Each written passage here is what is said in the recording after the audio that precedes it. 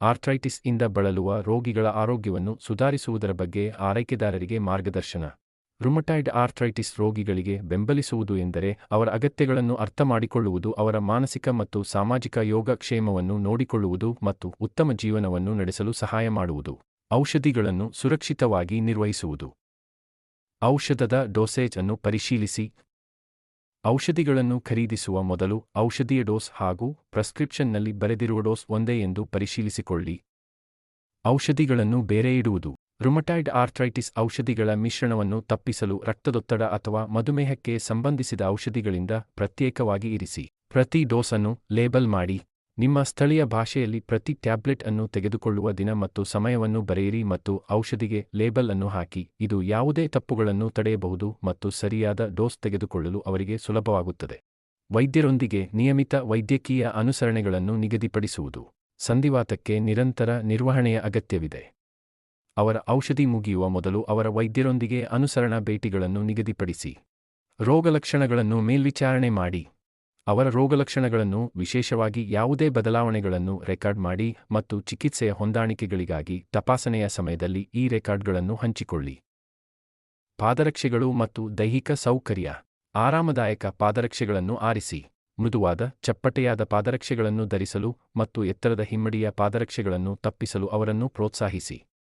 ಅವರು ಪಾದದ ವಿರೂಪಗಳನ್ನು ಹೊಂದಿದ್ದರೆ, ಹೆಚ್ಚುವರಿ ಸೌಕರ್ಯ ಮತ್ತು ಬೆಂಬಲಕ್ಕಾಗಿ ಫಿಸಿಯೋಥೆರಪಿಸ್ಟ್ ಒದಗಿಸಿದ ಕಸ್ಟಮ್ ನಿರ್ಮಿತ ಬೂಟುಗಳನ್ನು ಪರಿಗಣಿಸಿ.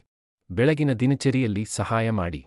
ರುಮಟಾಯ್ಡ್ ಆರ್ಥ್ರೈಟಿಸ್ ರೋಗಿಗಳಲ್ಲಿ ಬೆಳಗಿನ ಬಿಗಿತ ಸಾಮಾನ್ಯವಾಗಿದೆ. ಬೆಚ್ಚಗಿನ ಅಥವಾ ತಣ್ಣನೆಯ ಪ್ಯಾಕ್ ಮಸಾಜ್ಗಳನ್ನು ಒದಗಿಸಿ ಮತ್ತು ಕೈ ವ್ಯಾಯಾಮಕ್ಕೆ ಸಹಾಯ ಮಾಡಿ. ವಿಶೇಷವಾಗಿ ಬೆಳಿಗ್ಗೆ ಟ್ಯಾಪ್ಗಳು ಮತ್ತು ಬಾಟಲಿಗಳನ್ನು ತೆರೆಯುವಂತಹ ಕಾರ್ಯಗಳಿಗೆ ಈ ಬೆಂಬಲವು ವಿಶೇಷವಾಗಿ ಸಹಾಯಕವಾಗಿದೆ. ಲಘು ವ್ಯಾಯಾಮ ಮತ್ತು ಚಟುವಟಿಕೆಯನ್ನು ಸಂಯೋಜಿಸುವುದು. ಸೌಮ್ಯವಾದ ವ್ಯಾಯಾಮಗಳನ್ನು ಪ್ರೋತ್ಸಾಹಿಸಿ. ದೀರ್ಘಕಾಲದ ವಿಶ್ರಾಂತಿಗಿಂತ ಕೆಲಸ ಮಾಡುವುದು ಕೀಲು ನೋವನ್ನು ತಡೆಯಲು ಸಹಾಯ ಮಾಡುತ್ತದೆ. ವೈದ್ಯರು ಅಥವಾ ಫಿಸಿಯೋಥೆರಪಿಸ್ಟ್ ಸಲಹೆಯಂತೆ ಕಡಿಮೆ ಪ್ರಭಾವದ ವ್ಯಾಯಾಮಗಳಾದ ಸ್ಟ್ರೆಚಿಂಗ್ ಅಥವಾ ಸಣ್ಣ ನಡಿಗೆಗಳನ್ನು ಪ್ರೋತ್ಸಾಹಿಸಿ. ನೋವು ನಿವಾರಣೆಗಾಗಿ ವೈದ್ಯರು ಅಥವಾ ಫಿಸಿಯೋಥೆರಪಿಸ್ಟ್ ಮಾರ್ಗದರ್ಶನದ ಆಧಾರದ ಮೇಲೆ ಐಸ್ ಅಥವಾ ಹಾಟ್ ಪ್ಯಾಕ್ಗಳನ್ನು ಅನ್ವಯಿಸಿ ಅಥವಾ ಮೇಣದ ಸ್ನಾನವನ್ನು ನೀಡಿ. ಬಯೋಲಾಜಿಕ್ಸ್ ಮತ್ತು ಇತರ ಔಷಧಿಗಳ ಸುರಕ್ಷಿತ ಸಂಗ್ರಹಣೆ. ಸರಿಯಾದ ಶೇಖರಣಾ ಸೂಚನೆಗಳನ್ನು ಅನುಸರಿಸಿ.